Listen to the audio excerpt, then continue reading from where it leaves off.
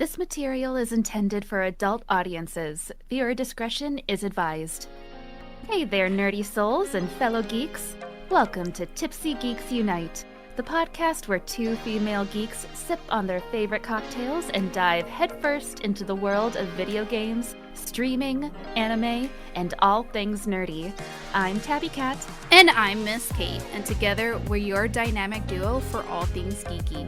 Whether you're a seasoned gamer, an anime aficionado, or just someone curious about the wonderful world of nerd culture, you're in the right place. So grab your favorite libation, kick back, and join us on this epic quest as we explore the ever-expanding universe of video games, the thrills of live streaming, and the captivating stories of anime. Expect lively debates, hilarious anecdotes, and all the nerdy knowledge you can handle. We're here to be your guides through these pixelated realms and epic adventures. Whether you're looking for game recommendation and reviews, the roller coaster of streaming, or just a fun chat about your favorite characters, we got you covered. So, are you ready to press start and embark on this epic journey with us? Grab your controller, raise your glass, and let's get started with another episode of Tipsy Geeks Unite. Cheers to all the gamers and geeks out there, and remember, it's dangerous to go alone. Take a cocktail with you. So what's our first topic today, Kate? So, Tabby, we're going to actually be talking about a different topic today, and it is focusing on AI and specifically in the video game and kind of storytelling industry, as well as your focus is on voice acting, which I think it's, keeping up with recent events, we have some interesting conversation coming up. But first, let's tell everybody what we are drinking. All right. I'm drinking. So this week I didn't feel great. I was out sick a little bit from work, and I made a hot toddy today, especially since it's cold outside too. Ooh. It's 7 degrees here today, which is negative 14 Celsius. It's freezing, it's snowy, the wind chill is negative 12 Oh gosh. degrees Fahrenheit. So I have a hot toddy and I put a little too much whiskey in it, I think. So it's really strong. Is there ever such thing as too much whiskey, though? Well, maybe I'm not used to whiskey as much as you are, but when I start coughing, I'm like, that's too much. Okay, that's fair. I've done that where I'm like, well, this is no longer, this is barely edible, and it's unright. Like I started drinking it, and then like after you have a drink that is strong, it's like you just need to take a few sips and then you adapt to it and you're like, okay, this feels better. And I've never made or had a hot toddy before. What? And this is my first time making one and it's so good. They're amazing. So I highly recommend it because it's literally 4 ingredients: hot water, whiskey or brandy, and lemon juice, and honey. And like the honey soothes the throat, the lemons for vitamin C, and you have the hot whiskey for like also kind of for numbing, I guess, and just to make you feel good. Oh, I love hot toddies. So everyone says chicken noodle soup is like the best remedy when you're sick. I don't like chicken noodle soup that much because I don't like chicken. So my thing was always to have hot toddies. Or I would just make or I would just drink like you were just like a 5-year-old cat and you're like, oh, I'm gonna have my hot toddy instead of my chicken noodle soup. Basically, I love hot toddies. There, even when I'm not sick, I like drinking them. I love anything with honey in it and whiskey. I don't like honey flavored whiskey though, because Jack Daniel's I'm pretty sure it's Jack Daniel's made a honey flavored whiskey, and it was so very sweet. It was gross. It was I need that to be like very diluted with some ice. Yeah, you have to dilute it, or I mix it with something else that you just get just something very bitter, and then you add it as like some to complement the bitterness. But I'm drinking back at it again with some Baileys because I can't get enough now. I'm probably gonna finish the bottle by the end of the month, but um, Fair. I stayed up until like 5 a.m. watching Chinese romance dramas. So I woke up and was doing research, and I was like, I need coffee. Ooh, Bailey's. So Yeah, that's a perfect additive for a coffee. it is, and I don't add sugar because it's Bailey's is already pretty It's very sweet. sugary. So I just add a little bit of Bailey's, and it's the perfect sweetness because I do like my tea, and then when I do drink coffee, I like it to be a little bit bitter. More sugar in my coffee because coffee kind of tastes like shit. But um, Depends, depends on the type you get. yeah, my right now we only have like Folgers Silky Smooth, Oh. and I can't justify buying a bag or whatever you call it of coffee because I drink it very rarely, and I think coffee goes stale after a certain period of time. It does. You when you open that container, you got to put that shit in the fridge. Oh, you put it in the fridge? My I roommate, do. Yeah. she stores it in the cabinet. The cabinet. I'd recommend the fridge. Okay, I'll put it in the fridge. Well, the But new one's my sitting now. my roommate and I have very high coffee tastes. I get a local brand called Spy House, and it's very expensive. It's too expensive for my blood, but it's so good. And my roommate gets a coffee subscription, and she shares her coffee with me, and I'm like, oh, this is the best stuff. Because I have at work, we have a Keurig Mm.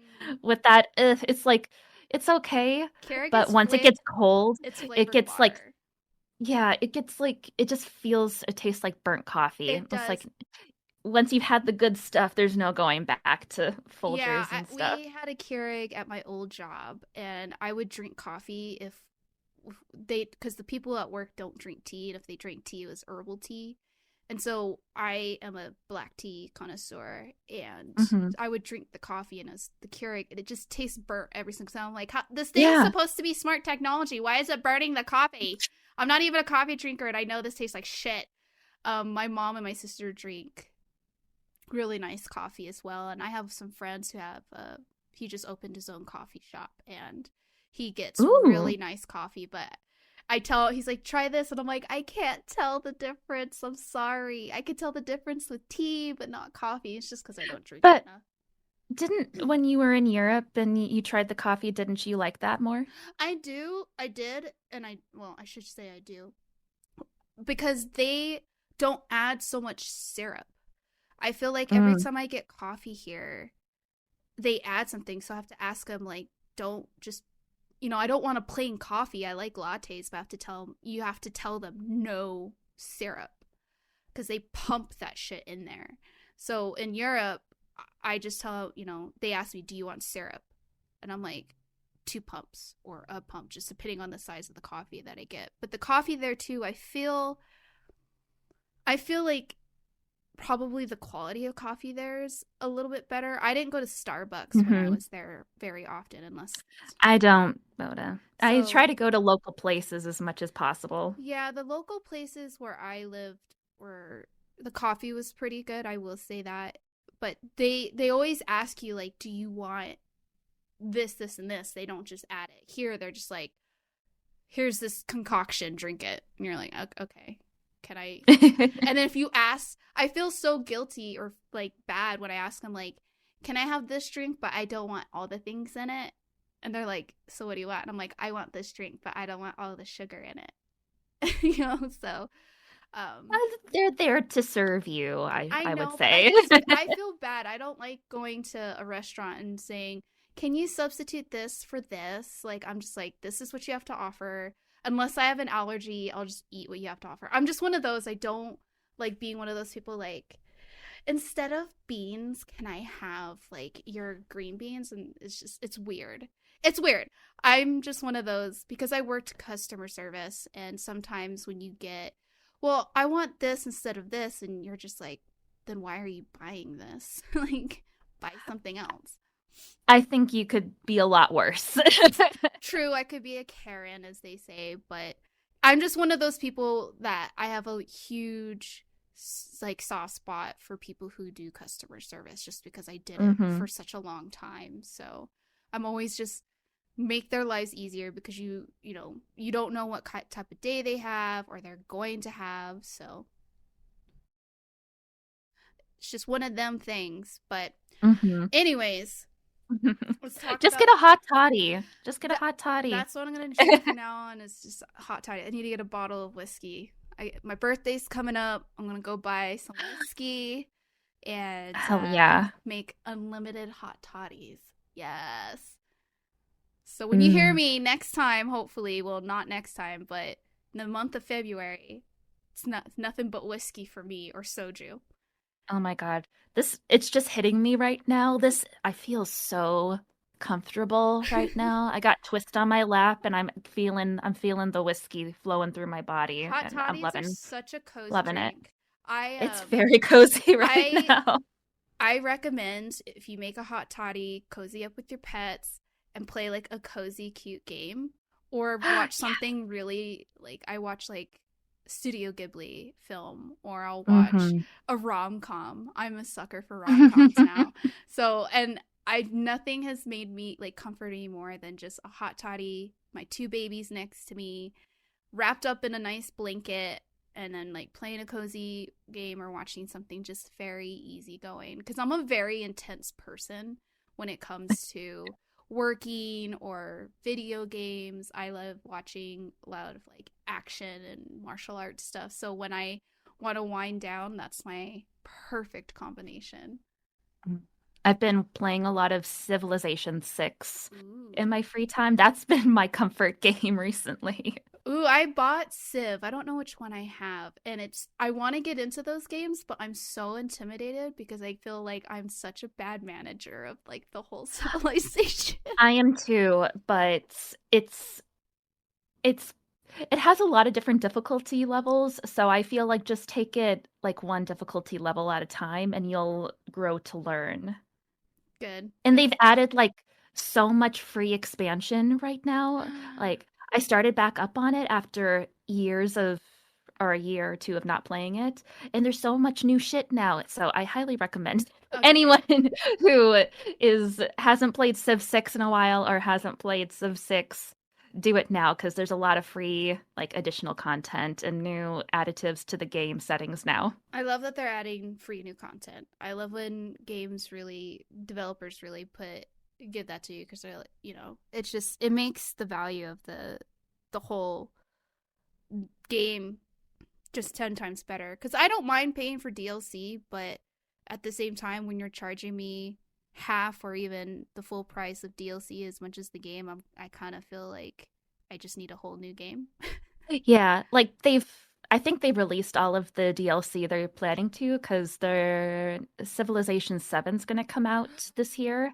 So I think that's Ooh. why they're making so much stuff free now on Civ 6. But I'm like, hey, that's fine. I'm totally happy with this. Well, it's a lot of hours and a lot of content for you to go through. No, I'll check it out. I played a lot of Age of Empires, Yeah, and I feel so like Age of Empires, you'll like Civ 6, I think. yeah, It's a little different. I liked Age of Empires because it holds my hand. It holds your It helps I me. think Civ does have a lot of hand holding at first Okay, too. okay, I will definitely give it another go. It'll accompany my Steam Deck. I think it'll be a good Steam Deck in my bed, hot toddy kind of game. Mm. So, all right, let's dive into some AI. You and I are very immersed into video games and content creating, voice acting, storytelling. I love writing. And AI has just boomed in the last few years, especially last year with ChatGTP becoming a huge Hmm. thing. And, there's been recent developments that you and I have been discussing the last few weeks. And I really feel with our last episode with Stray talking about, you know, the absence of humans and these robots having these kind of artificial personalities, it just really ties in together. So I'm gonna go and hand it to you to kind of just talk to us about AI and the voice acting industry. Okay. So, in terms of AI with voice acting, it's pretty, like, I think with any change, it's pretty scary. And recently, with voice acting in AI, there's been a lot of examples recently with like fan YouTube videos, fan games, even like lower quality animated movies that are using AI voices Mm-hmm. in their creations and their projects. And I was literally like watching a YouTube. I watch YouTube reviews of animated movies because I'm that person that loves animated movies and reviews of that stuff. And a Saber Spark was doing a review of an animated movie from this really shitty animation studio. And I could literally I could listen and pick out the characters they gave AI voices to. It was very telling. Oh.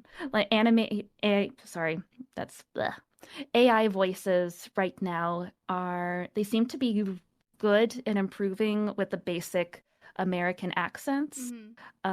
I don't know of any AI voices currently that can do a convincing accent other than American standard right now. Um, I did but hear. Sorry. I remember watching a streamer play World of Warcraft. Why is that so hard to say? World of World Warcraft. WoW. He's playing WoW, and he had a mod on his game that gave all the NPCs and just any in-game character a voice. Because I've never played WoW, Hmm, and me either. some of them are really convincing. There was some British accents and some Scottish accents. I mean, it sounded like an American trying to do an accent, but I didn't I had a hard time telling that it was AI until he pointed it out, and everyone in his chat was just like, "What the fuck? This is an AI mod? Like, what the fuck?" So, I think I agree with you. It's a little bit hard to do accents, and I'm kind of scared if it gets better.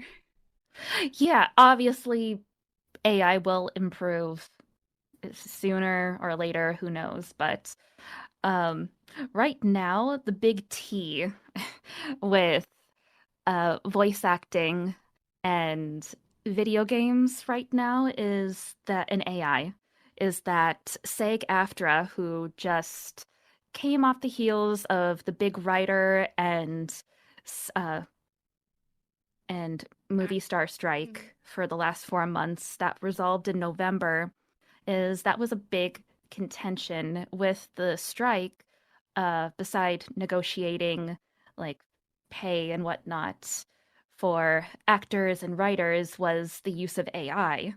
And in that agreement that finally came about in November, there's a whole thing about how they agreed that there can be AI. Well, this isn't about voice acting, but actors can have their likenesses used as background characters now if they agree to Hmm. it.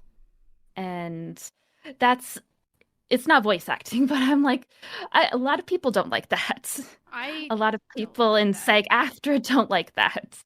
Yeah, Um, that's because how do you draw? There's just so much gray area. How do you draw a line as to consent to that? Because you could say, yes, you can use this for this show or this commercial or whatever. How do you know mhm. it's not? How do you differentiate it to it being used in another one because of copyright? And we'll talk more about copyright. I have a whole tidbit on it, but that's that's scary. That's for the big movie stars. Oh my And gosh. that, yeah. And that's not even the tea I was going to talk about. I go on tangents, It's getting but bigger. It's getting bigger. it's, yeah.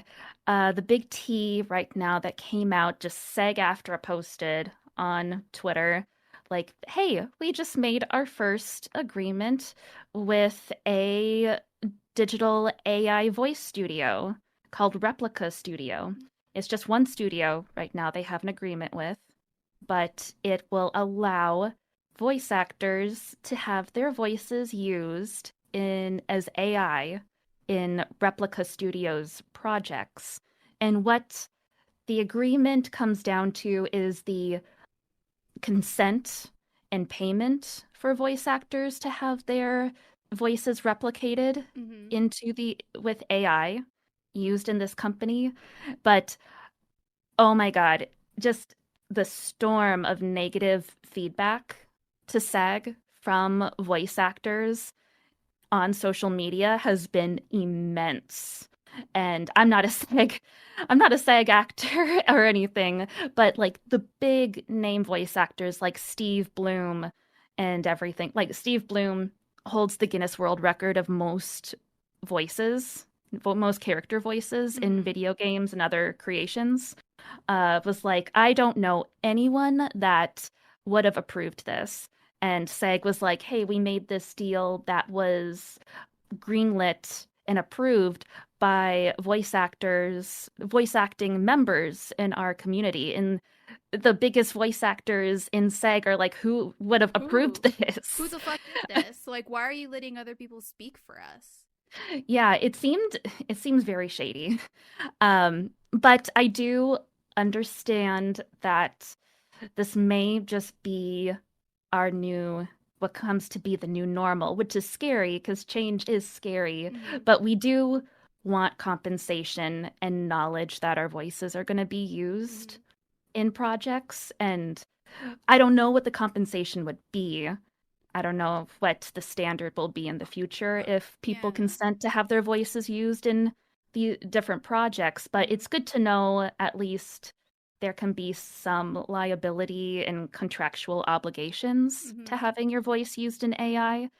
I just don't know how to feel about it, I but It's a, scary it is. because when you think about it, you and I are content creators, and in many different ways other than live streaming and video games, we do a lot of our own side projects. And I, as I've gone to business school and just talking with other people, and even before business school, as an artist and a creator, that's your brand, that's your work. Even if you're an Hmm. actor or a voice actor, that's you. You own that. You created that. That is your art. That is your work. And to think that it can be replicated, to me, again, there's just too much gray area. Like, how Yeah. do you draw, again, would need to know how. I would like to see how this develops, and if it crashes, then I could see why, and if it actually is successful, I want to know how and Hmm. why, because it's such a big thing to have people have access to your craft. Yeah, and in terms of, so Replica Studios has these banks of AI voices for video games Mhm. specifically. So this is just video game specific. Mhm. Um, it's, I don't know if, well, we don't know what consent will in terms be. Will it be that you consent to have your voice used for any project that they're in, or do you get to look at the scripts before you consent to having your voice used Mhm. individually for different projects? Mhm. Or what's it going to be because you don't want to consent to having your voice used willy-nilly in different projects without, like, you're taking the acting out of voice actor, first of all, I feel Mhm. like. Mhm. And then are you just going to have your voice used for scripts that you don't know what your voice is going to be used for? Or Mhm. I don't know. A lot of people are concerned, They but a should lot of be. people are also saying this might just be the future and we have to accept it. But that's what they also said about things like blockchain and NFTs with video games. So who knows? Well, I would like it to not be the future. I I'm partially there with you from a business point of view. When you look at different industries, things humans have a tendency to oversaturate markets. because of, Mm-hmm. now we are in the world, the age of influencers, and people get paid to promote a certain thing and then it blows up. I mean, look at TikTok. And I fell victim of a trend, I am now obsessed with Korean beauty care because I've just seen so many TikToks about how amazing it works. And then what's going to Mm-hmm. be the next fad? And it's the same thing in the video game industry. Now we're having to accept, well, I wouldn't say having, but we had to come to a point of accepting mediocre, mid quality video games being released and then tons of fucking patches coming after because they're not optimized or they're underdeveloped. And I mean, if we look at the past year at how many video games came out that were so poorly fucking done that some of the developers and studios closed because they were so embarrassed. And it's because they're pressured because they get acquired from larger studios. Microsoft, one example is Microsoft and Redfall. And there was so much hype with Redfall. I wouldn't say a ton of hype, but they hyped it up. And when it was released, it was so badly reviewed. And the studio said that they were pressured to release it so quickly without all this testing or whatever. And now they're trying to redo the video game after X amount of time it being out. And a lot of people have been like, is this the new standard? And so that's what gave us, that I think that's what kind of led to the indie game renaissance, where people were playing less AAA games and playing smaller studios, because when you pay for what you get, they're not going to release a half-ass game. Or we get these Mm-hmm. games that are in early access for fucking years. And some, like Larian Studios, we talked about it, spent 7 years on their game, Mm-hmm. and it's a masterpiece. They still had to release patches, understandable. It's a massive game, but they released a full game. And I feel that with voice acting and this AI, there's pressure on, I'll just focus on video games. The There's a competition with all these studios to release all these games because the Game Awards has become huge. The Summer Game Fest is huge because there's no more E3. So it's a competition to get these games out because during COVID, everyone was at home. What did they do? They were on their computers or they were playing video games. So it boomed.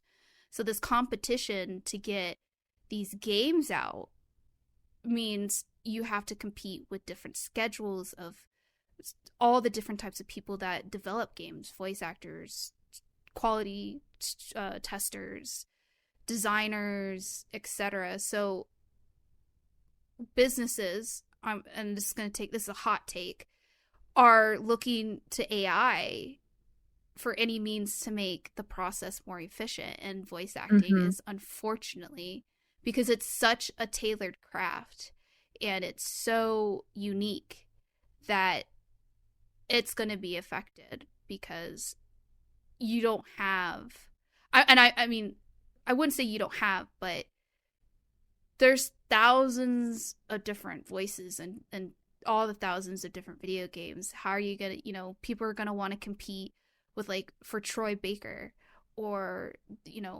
Neil from Baldur's Gate. There's the more well-known and more voice actors, they're going to want those big names. So creating an AI version, you pay for their voices, but you don't have to pay for kind of their time per se, and it's just a faster turnaround, which from a business point of view it makes sense, but I view it harming such a unique craft, if that Yeah. makes sense.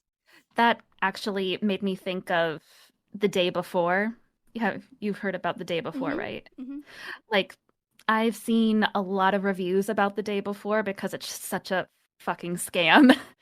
Um, and I've listened to people play it and the voice acting in that game, and all the voices I've heard so far from reviews in that game, I'd bet every cent I have, every voice they used was AI. And because it just sounds like AI to me. It's so monotone. Mm-hmm. And I swear some of the voices they use, like you can tell it's AI, but it sounds like more noticeable voices I've heard in the past in other games. And I would also bet money that they didn't pay a single fucking person to voice anything or to have their voices used as AI in their games. I know it's just some of the story, but I can see where you're coming from, and that's the thing that I don't think that larger studios and even these CEOs and these big timers understand about the video game industry is that people play video games to escape reality or to learn more about themselves or just to play it because they enjoy it. It's good entertainment. And just like anybody, when you look at art, when you see a movie, you are immersed in the whole experience. It doesn't fucking matter if you got cool fucking graphics and you got there's crazy fucking shooting and you got all these guns or you got these cool swords, you got some fucking magic. If the whole experience is not complete, we're going to nitpick it. I I will nitpick something. If you have a game that is beautiful but the story is trash, I'm not going to invest my money or my time in it. If you give me a game that is decent graphics or low grade graphics, but the story and everything in it is just compelling, I will play it because there's there's different. I guess we all have our different standards in games, but there's certain elements in a video game that you cannot half-ass, and one of them is the immersion, and especially if it's heavily based on narrative, voice narrative. And if you don't get that right, how it's a joke. It's a fucking joke. I mean, that's how I view it. And I've played Mhm. games that had you the voice acting. You know more about what AI voice acting sounds like than I do, but I mean, I'm sure I've heard it and I've been like, oh fuck, what is this? This is trash. But again, Yeah, it takes people, you out of it. you need if you're going to create a product, you need to create it wholeheartedly, in my point of view. And you need to understand your viewers or your users or your customers, because if you don't understand what you're making, it's not going to be good. And jumping the gun, these industry the day before is one of them. Redfall. There was a couple other games. We won't go down that rabbit hole. That suffered big ass studios partnering or acquiring them and pushing them to hit these tight deadlines, or whatever the story is, and them having to post all these apology like posts saying that we know the quality of our game's up to par, it's because of this. And it's like, you're doing this after the fact you fucking released it. Like, I'm not saying Larian set the kind of standard, but if you're honest from the beginning, saying we want to take the time to do this is what's going on, we've noticed this, or we've actually changed direction for this game and we decided we want to do this, like, that's fine. But saying you're going to give something and then you could completely bomb it and then you say I'm sorry after, it's like, hey, I cheated on you, but it's because of this. But do you still love me? It's like, fuck you, no. You betrayed me. But bad analogy. But in the sense, it's you lose trust, and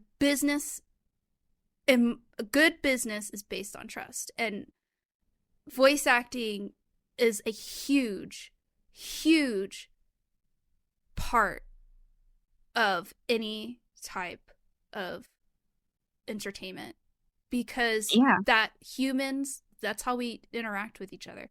We need to understand each other's emotions, tones, etc. are all part of that. So I feel people were oversaturated and people need to slow the fuck down and just really readjust on how they do these things, because it feels like it's just a race to the finish line, and it's just fast, fast, fast, fast, fast, fast, like those horse races, instead of what happened to, the turtle and the hare kind of story. That's my point of view. That's how I would view any type of project. Like, I get deadlines, but also just understand what you're doing and what you want to deliver and who you're delivering it to. Mm-hmm. That's my hot take. That I'm very passionate was about good. business. I'm very passionate about business after going to business school, because as someone Oh, who that's good. You should be. as someone who's been on the bottom end, I've always been a technician. I've done quality, and then I've rose to be a project manager, and then to a product manager. Understanding those roles, there's a lot more to creating something than just creating it. There's so much back end work. So, anyways, that's my tangent. Sorry to interrupt you. No, you didn't interrupt me at all. No, you're fine. It's definitely, it's very disheartening right now Mm-hmm. for a lot of smaller voice actors and me. And people that have barely started yet are like, why should I even bother Mm-hmm. if you can just replicate a famous voice actor like over and over and over again? And I I mean, I have my bad days where I'm like, why do I even bother working and trying to improve on myself and as a voice actor? And it's because I love doing it, and it's so much fun. It's And I don't want passion. to stop doing it's a passion. I don't want to stop doing something I love. So I feel like even if you have your doubts with voice acting right now, it's like being an artist too, or anything that's AI is entering into right now. I don't think you should let it deter you from doing something you're passionate about. No, I completely agree, because when you think about it, it's influencing the industry, and there's going to be a lot of ups and downs, probably a lot of downs before you see an up. But at the end of the day, think again, this is another business. I love business stuff. Um, think about smartwatches. That that was a huge fucking thing when Apple Watch came out and shit like that. And I mean, I have an Apple Watch, but I haven't used it in a year. I get to test it now.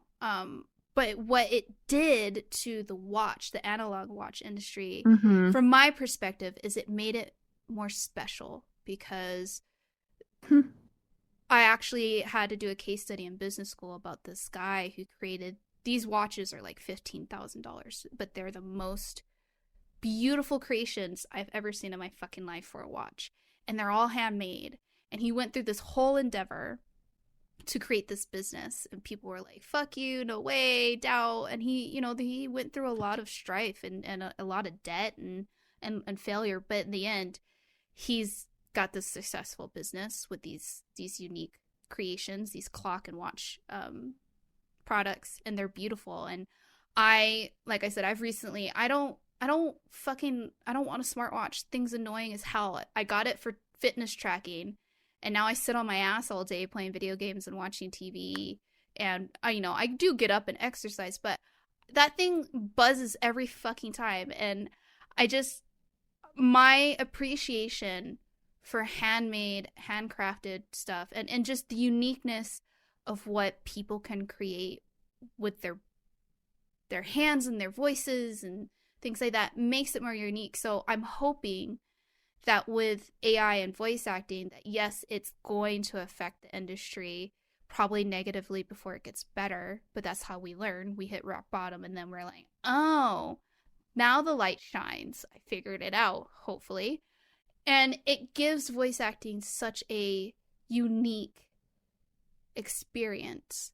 And already with the Game Awards and several video game awards, there's more than one now, are giving these voice actors this achievement, this appreciation. And so I'm hoping that continues and that it boosts the uniqueness of voice acting. And you and several others, I know my nephew wants to be a voice actor. You guys get to have that opportunity to create your own uniqueness that not even AI can replicate. And I think that's kind of your lantern in the darkness at the moment. I hope so. I literally, as we were talking, I got an email titled "Voice Acting in the Age of AI" about one of the voice acting blogs I subscribe to. Mm-hmm. I was like, this is the big topic right now for us. It is because it's scary, and to kind of lead into that whole aspect is an article that you actually sent me was talking about how Steam or Valve is going to make developers list that they used AI and how they used it in their games, and they're going to post it on the Steam page because we need to know. They need to. What we really need is a lot of legal and like we need a lot of uh, legal Regulation. regulations. Thank you. I was trying to say that. And I get a lot of this stuff over on Twitter, but we needed regulations about AI for everything in terms of AI, like yesterday. And And that's it happens. That's the same thing with data. We should have had data regulations years ago, and now I guarantee you I'm gonna fucking get on my phone and I'm gonna get nothing but Korean beauty skincare shit all over the apps that I use because my phone's fucking listening to me because it gathers data. And yeah, that should have happened X amount of years ago. And the same thing, like you just said, with AI. These big tech companies and all this don't get regulated harshly. And since SAG-AFTRA came out with their announcement about Replica Studios, a lot of other companies in video games have come, and also in hiring voice actors, have come out of the woodwork saying, we're not going to do anything with AI. We want the genuine product. We're never going to sell your voice to anyone that uses AI and blah, blah, blah. So it's nice.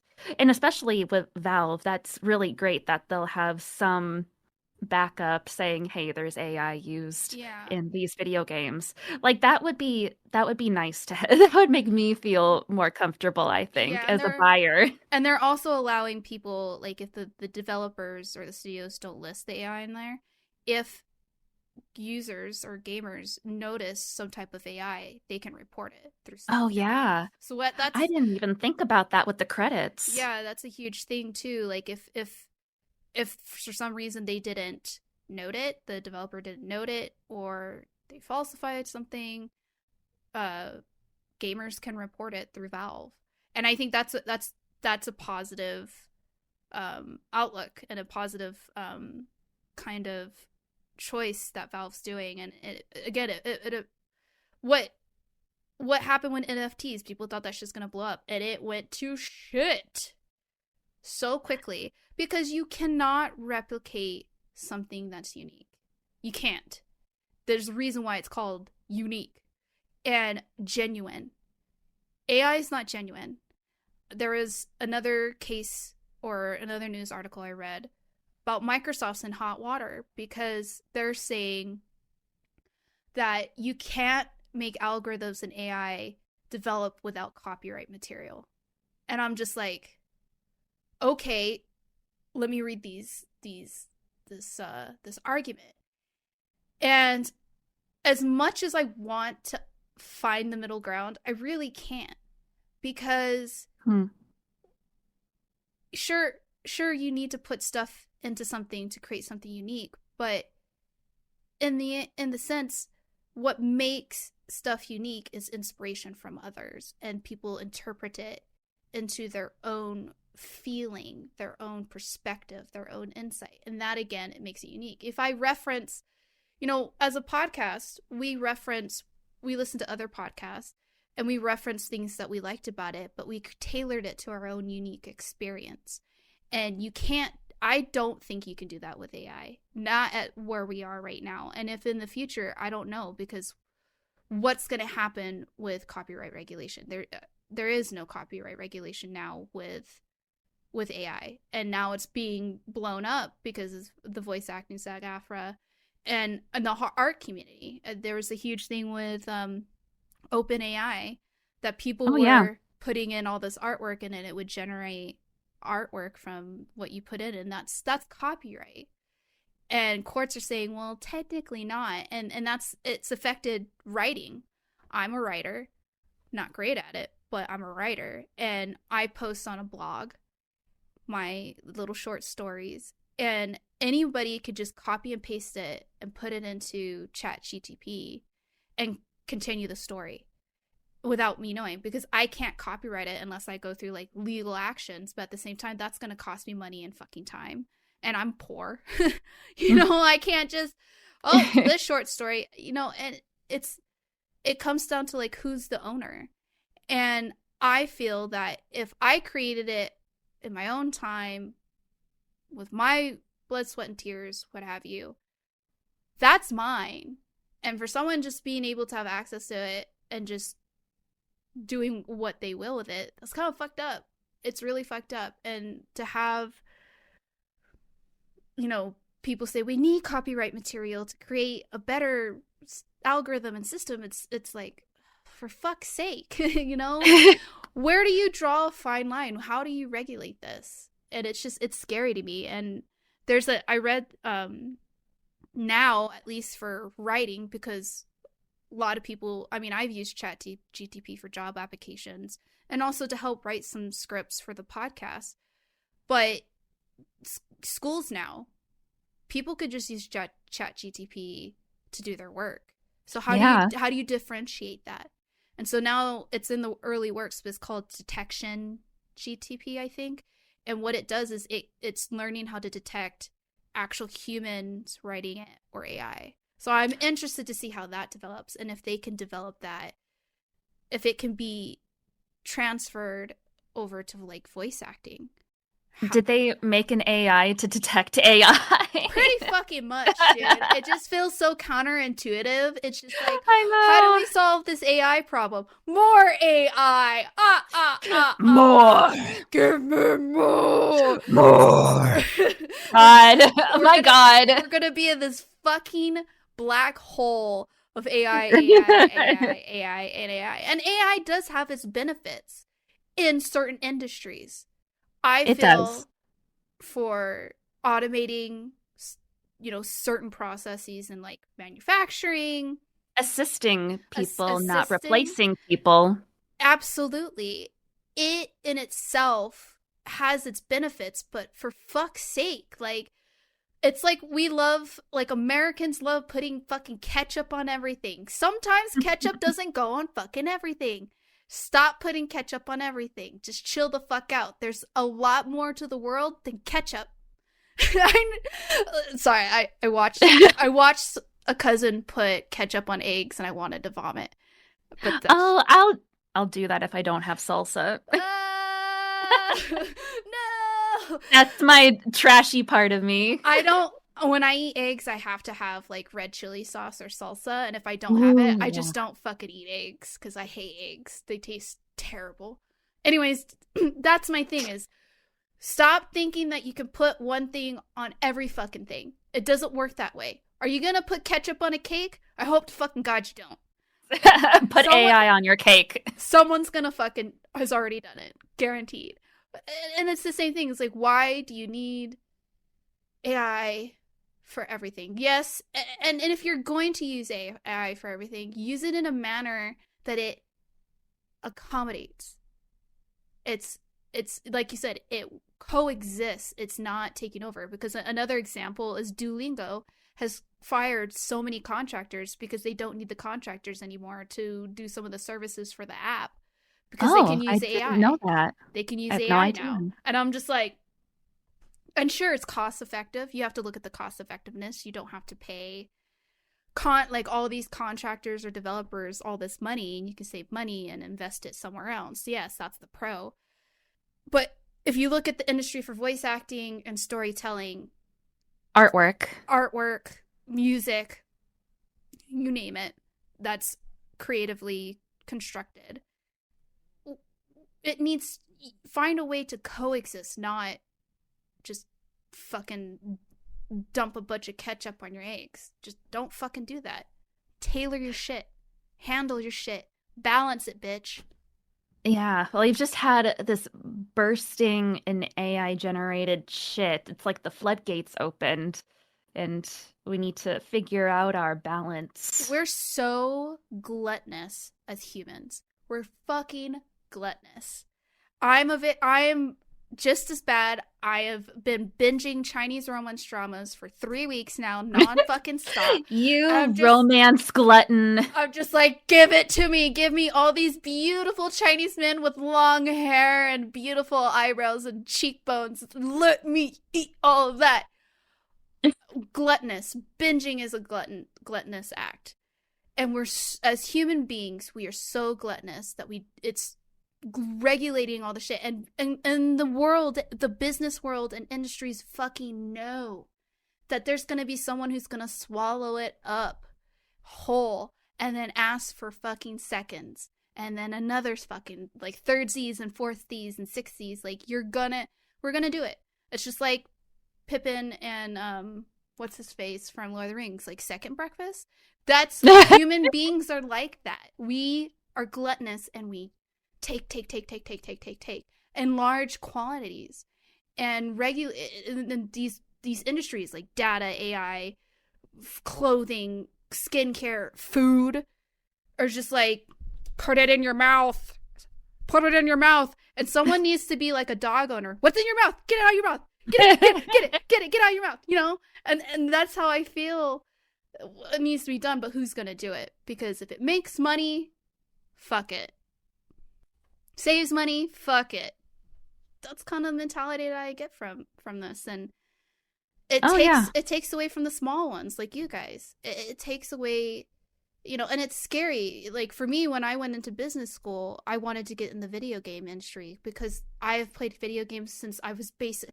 I was molded by video games. My mother birthed me with a Sega Genesis, and I was brought into this world trying to beat the Lion King, you know? Controller in your hand. A controller in my hand and some candy in the other. And now the video game industry is so fucking saturated that it's impossible to get into. I feel like some days I'm just like, why the fuck am I going to try to do something that I love when I'm just going to get shit on constantly? It's rejection after rejection. Oh my God. Hill over another fucking hill. Here's a mountain. Oh, you want to climb Mount Everest? Good luck, bitch. That's how I feel.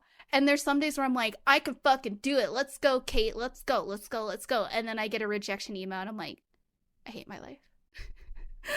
There was a tweet from a voice actor over the new year, and she said that in 2022 she sent out 75 auditions for roles, didn't get a single one, and she's still going in 2023.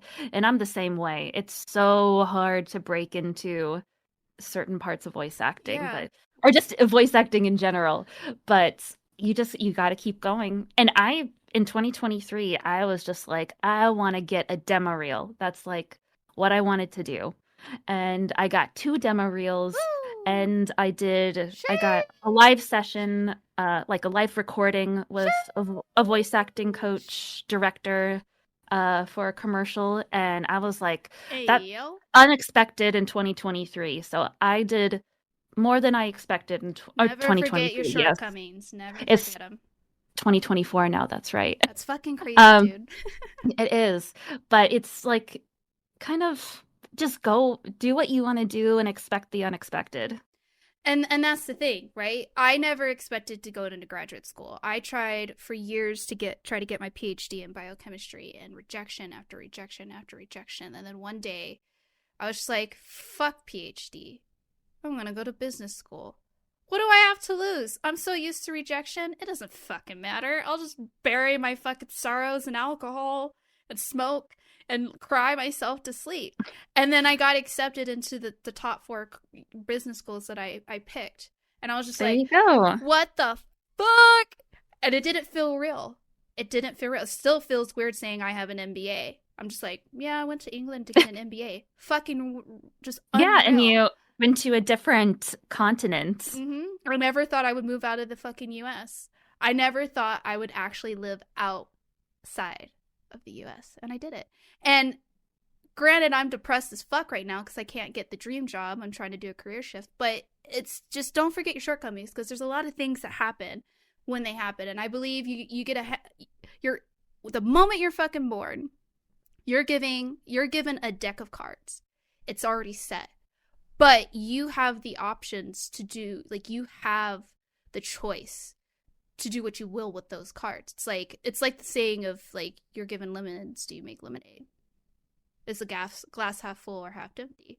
It's just really based on your perspective. So I really feel that, sure, I didn't get my dream job. I didn't get this. But I have so many things I'm grateful for along the way that I am very, again, grateful. And I do feel tenacity and hard work and perseverance do pay off one way or another. It's just how you view it. And so I'm hoping for you and for all the voice actors out there and people who want to break into it, just don't stop.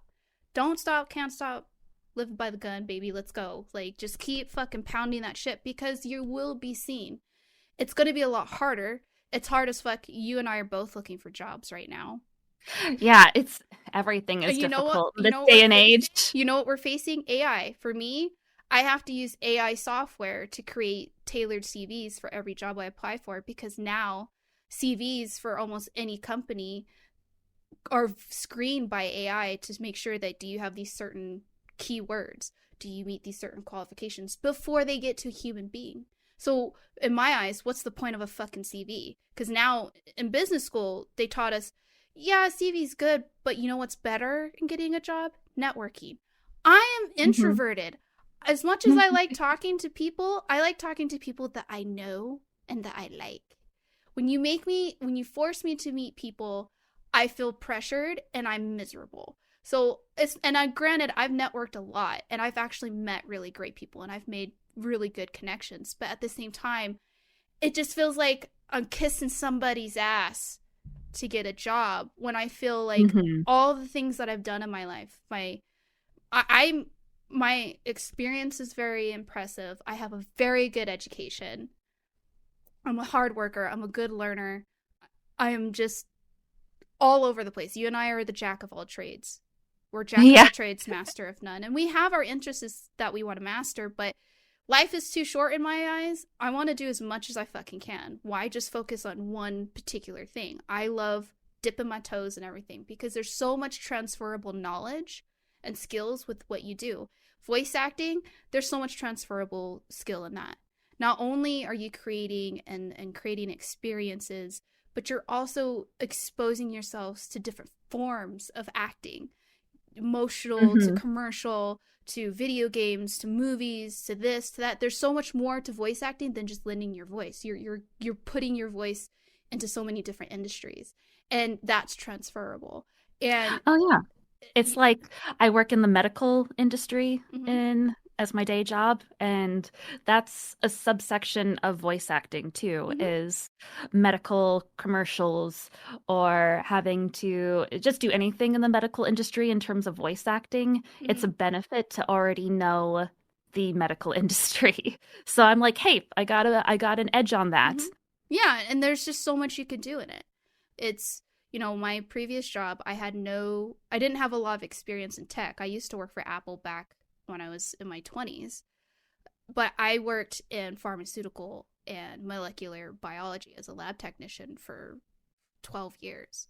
And when I did the shift to get the job that I had previously before school, the manager, the man that hired me saw transferable skills and brought me in. He's like, she can do this, she can learn, boom. And then I rose from a basic technician not knowing how to fucking put RAM on a motherboard to now Can you I download some RAM for me? yeah. Oh my god, that meme is too funny. um to now I went to business school and I want to start a business, or I want to work for a development company on computer hardware or video games because I've learned the process. I put effort into what I learned, and I found a passion for it. And same thing with you is such a unique experience as a voice. You're a vet tech and you do voice acting. Like, there's so much transferable because as a voice actor too, you got to deal with difficult situations that as a vet tech. Your voice is very soothing and it's very calming, and you got to have those soft skills as well. So there's so much Mm-hmm. transferable skills, but to me AI is affecting all industries, and it's scary that it's not regulated because the consequences and such a heavy impact it has on the importance of human nature. If we Yeah. rely on, how many fucking AI and robot movies exist in the world now about us just completely relying on this shit, and then they take over? Have we not watched enough Terminator, iRobot?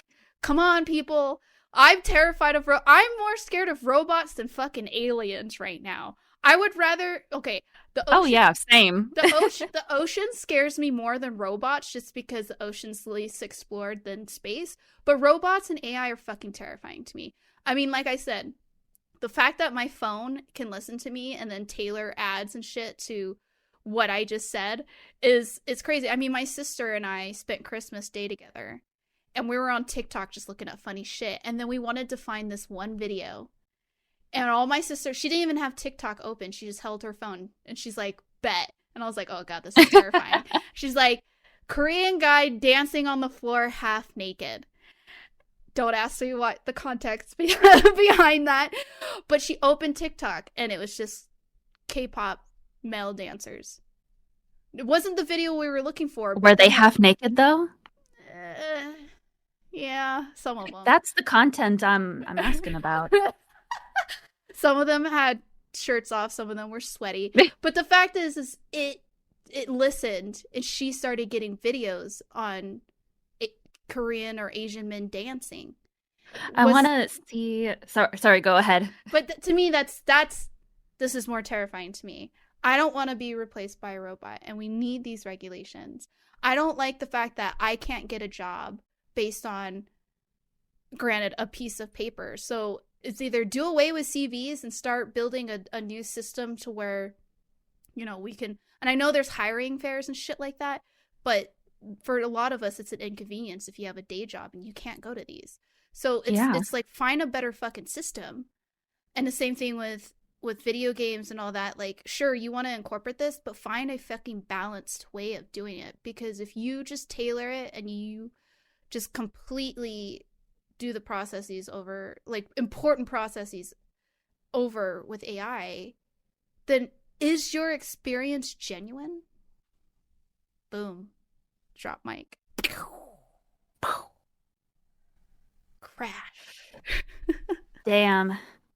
I need a new subject next week that's more uplifting. Well, there's a lot of good things in AI.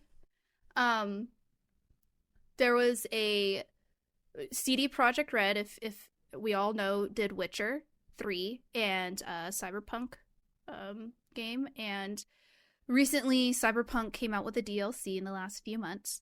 And one of the voice actors who voices Victor, he's an important character in Cyberpunk, passed away before they could do the DLC. And the CD Projekt Red reached out to the family and said, hey, we don't want to get another voice actor. This is him. This is his role.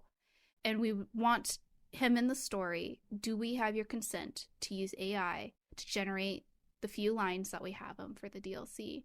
And we'll totally give him recognition, blah, blah, blah. And the family said yes. To me, that was a great move.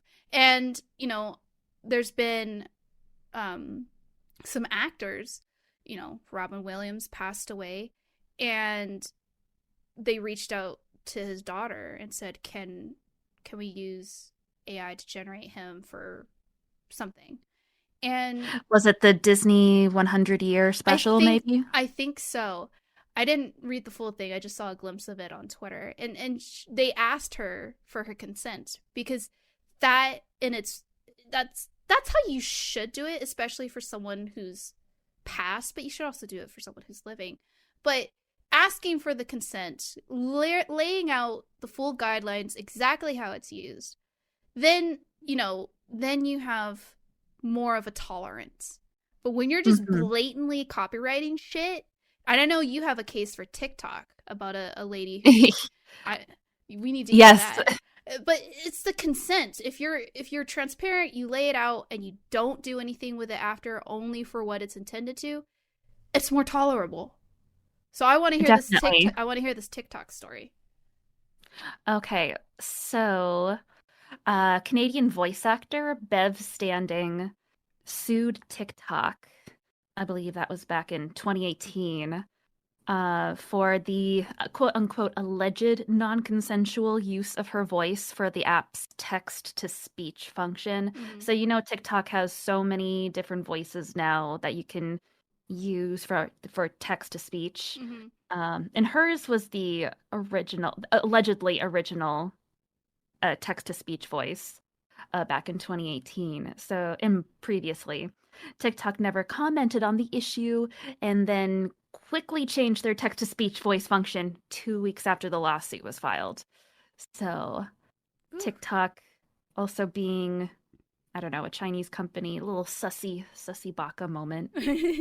Um, so she was previously hired to record. She believes what happened was that previously she was asked to record thousands of English sentences for the Institute of Acoustics, Mm-hmm. which in China it's a research organization that's linked to the government because many things are linked to the government in China. She believes those recordings were allegedly used they were found their way to TikTok Mm-hmm. and was used to train the English text to speech AI voice. But Deep sigh. it's a little strange, little weird. Again, read what you fucking sign. You read the fine lines, man. Scams are everywhere. I've been scammed for so much shit that I'm still being shocked, and I didn't think I could be any more shocked with the world, but fuck it. There's also scams in voice acting, definitely. Oh So be yeah. careful. Yeah, and anything that you do. And another, this is a little bit of a dark topic, but I think it needs to be addressed, is you need to regulate AI, not just for voice acting, but for art, images, because I was in my digital transformation module in business school, and I remember sitting next to my buddy Mike, and I get this pop up on my phone from BBC News saying case on pedophile using AI to generate child porn. Yeah, that's why people are saying Fuck. don't put your child's face online, period. Because No. that's the new concern now. Yeah, exactly. Because now anybody can create anything. Well, and then what? Claim the fifth or what? Like, fuck. Like, how do I know that someone's not gonna take my? Oh, you know what? Fuck it. I'm just gonna say it. Come at me, bro. Uh, take my image and create lusty art. Please give me a nice Yeah, body and and bigger there were boobs. there were Twitch streamers, that male Twitch streamers that was generating porn and uh Oh, of babe. his friends, his female Oh, friends come on, that were brother. also Twitch streamers. Brother. No, he's not my brother. Well, I'm just saying, like, fuck, dude. How stupid you gotta be. And granted, some of these people might not be in their right side of mind, but come on. Why would you do that? We all fantasize. I don't kink shame. Keep your shit to yourself, but I ain't gonna kink shame you. But come We on. need regulations for those too. Well, You obviously for any do. You pedophile do. shit too, But that's obviously. just, that's heinous because we live in a social. Hideous? That's heinous. Heinous. I am bad at English and I'm a native English speaker. Come at me. Um, we live in an age of fucking social media. We post everything. I post on Instagram. People can use my shit because it's public. And God forbid, I don't want to know if anyone's done anything, but still, like, morals, people, have some fucking morals, man. I know respect is earned, not given, but for fuck's sake, that's fucking that's disgusting. That's scary, and I mean, people argue, well, you put yourself out there like that, but that should not be the price of wanting to be an entertainer. When I stream or I send photos to friends or family or I post on my social media, I shouldn't have to pay the consequences of someone doing fucking something that nasty. No, Think we of, never consented to this. yeah, I did this because I want to share my experiences, or I want, as a streamer, I love people watching me play video games and watching me say very questionable things, but also watch me cry and laugh and be angry and triumph over hard boss fights or solving a puzzle. I like those experiences. It's why I stream, is to give people some entertainment so that they can feel better. And making people happy makes me happy. But when you do something twisted like that, One thing I was just thinking of when you said that, an AI thing I consent to on streaming is there is a app that I love called Tangia, Mm-hmm. and there's a function with that app that you can connect to your Twitch stream that it allows you to record your voice and you can set up an AI voice thing in the app so that people can go on to the app while you're streaming and it'll broadcast something Mm-hmm. someone that is viewing your stream wrote in the Tangia app with your voice. Mm. And it's funny, and obviously you can block out certain words and stuff. You can censor it as much as you want to. Mm-hmm. But that's just another way that I consent to have my voice being used on streams to have fun and connect with an Oh audience. yeah. But that's what I consent to. That's the only thing. God forbid anyone else do anything. I will hunt you down and yeah. I'm not gonna say that. I'm gonna watch what I say. I'm not. This is a podcast, not my stream. No, and there's a lot of fun ways you can use AI. A lot of fun ways, and it's just, again, understanding the use, who's using it, why they're using it, and you can't take in consideration all use cases. You don't know if the Tangia app's gonna piss somebody off. We have such a bad cancel culture right now, this fucking woke culture. So it's you're gonna piss off somebody, but again, it's finding quote unquote a happy medium. And Mhm. iconically, not even iconically, it's just, it comes to common sense and morality and consideration in my eyes. Maybe I'm too considerate of everybody, but I treat other people how I want to be treated.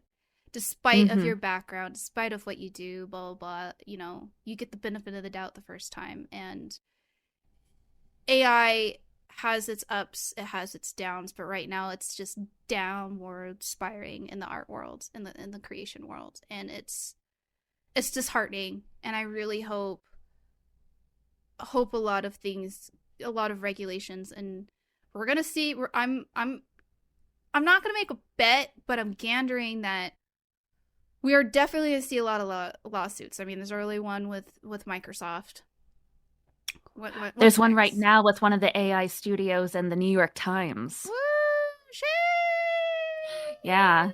I don't know. I didn't look into it. I just heard about it in passing. But Mm. if we get, if big companies and big names get into this hullabaloo with AI, hopefully it'll create a bigger voice for more regulations Mm-hmm. to happen around the world. We gotta start regulating data. We gotta start regulating AI, because if we become too dependent on something, we're going to kill it. Or it's going to kill us. Or both. An apocalypse happens and the world just blows up. Who knows? Yeah. The next step of evolution will stand up, and it'll probably be robots. Here, Horizon Zero Dawn, here we come. Terminator. Terminator actually Or scared it me could as be a like kid. Stray, and it could be like really peaceful robots. Just no harm of the animals. Yeah. No animals harmed in this. I was watching one of the dramas, and there's a scene where a guy kills a horse, and then the big bold letters on the fucking, because I have subtitles on it, says no animals were harmed in this scene. I was like, thank you. I needed that reassurance. I mean, I know they wouldn't actually do it, but you gotta. We're both animal lovers. I mean, I can't watch movies where dogs or cats get killed. I refuse to watch, what is that, Will Smith vampire movie. Oh, I watched that in theaters. And Yeah. my mom told me, she's like, don't watch that. She's like, can't watch it, dog dies. I was like, yep. And I still to this day refuse to watch that movie. I remember playing Ghost of Tsushima, where his beloved, you have this relationship with your horse, and it gets shot by the enemy and it dies, and there's this whole scene of him. Oh, it's gonna make me tear up. I ugly cried. Yeah, I won't play Rule of Rose because it's a horror game with a dog. Don't play it if you like dogs. Yeah, I've seen that game. I just have a hard time watching. And I mean, it's circle of life. There's been instances, but let's not get too grim. But it is what it is. And I just hope that people really take the time to think of the consequences of using AI, because you're impacting not just the creator, but everyone that loves that creation. And people, it's so hard to find things and people and situations that are genuine nowadays, I feel, because we're so focused on an image of like social media. I mean, we're just so focused on looking the best, being the most successful, that we forget, again, our shortcomings, where we came from. And I really just hope that people really take the time and consideration of how they use AI, because it can be a good tool, but it could also be used for bad. It can be very abused. And use in moderation, like alcohol. Sure. No, I agree. There was a silence there. I use alcohol in moderation. But just be conscious of your choices, because they do impact more than just one person. You know, that's my food for thought. I think that's a good sentiment to leave off on. Yeah, but let's leave on a happy note, and I'm gonna share a funny story about myself, some lightheartedness.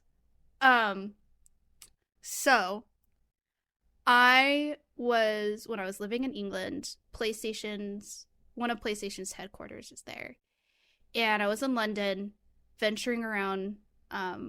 And this is right around the time that God of War Ragnarok came out, and they had these promotions throughout the world, and so happened to be when I was in London was a God of War promotion, and they had Thor's hammer, like a giant version of Thor's. It was like the size of a fucking bus, smashed into the ground. Like that's what it's marketing, and I flipped my shit. And I was running towards it because I wanted to take a photo and look at it. And my dumbass, London is not very evenly paved. It's still, a lot of it's cobblestone. Tripped and fell and dumped mulled wine all over myself. Oh no. And I got up and I said, I was pissed drunk because I've been drinking since 2 p.m. And this was at like 9 p.m. I was double fisting cups of mulled wine. Yes, I have a problem. And I ran up just covered in mold wine to this God of War Thor's hammer, and I was just like, oh. And I was so elated. I was so happy that I could see something like that in person, because I just love shit like that, and I geeked out. And I'm a very clumsy person too. I run into walls and doors in my own house, and I've lived here for 7 years. So that's my funny story.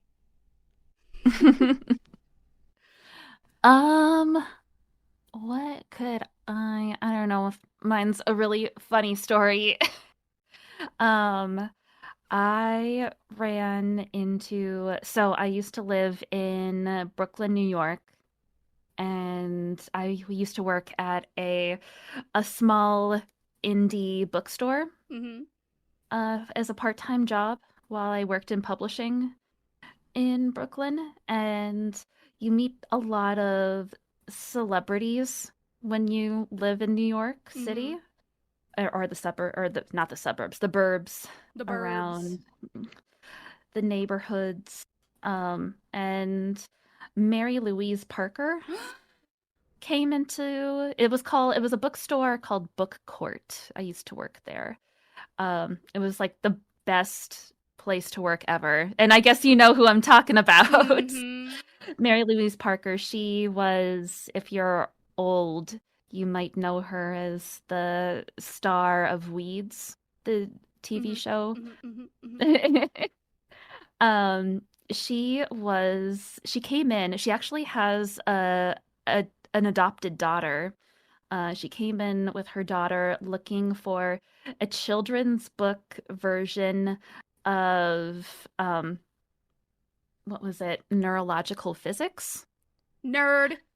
And we were like, we don't have anything like that for children.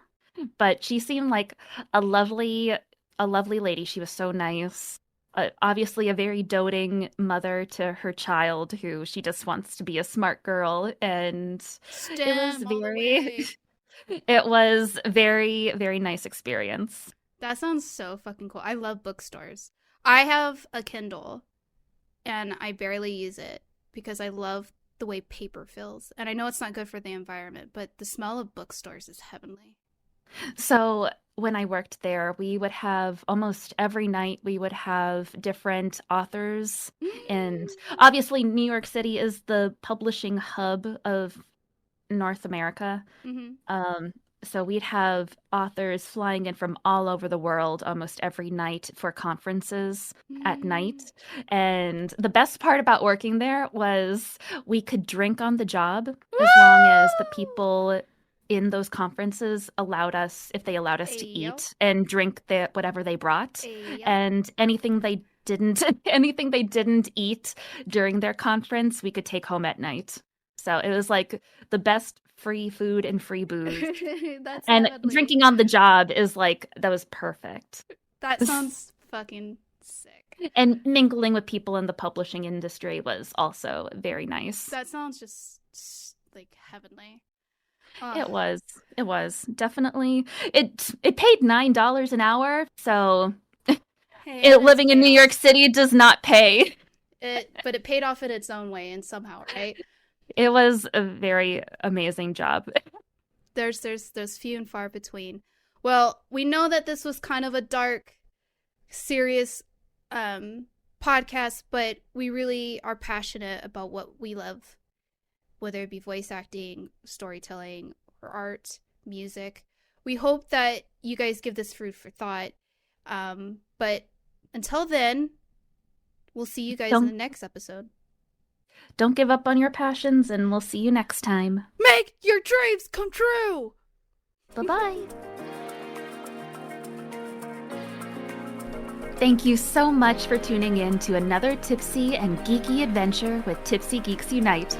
We hope you had as much fun as we did. Absolutely. And remember, you can catch our episodes on your favorite podcast platforms.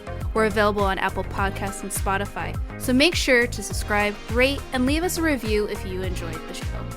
Make sure to join us bi-weekly We unveil 2 new episodes every other Tuesday, promising a continuous dose of excitement and nerdiness just for you. And for an extra dose of geekiness, check out the show notes for links to our individual Twitch channels. You can catch us individually streaming a variety of video games, and we'd love to have you join us. Thanks for geeking out with us, and until next time, stay tipsy and keep on geekin'. Cheers, geeks!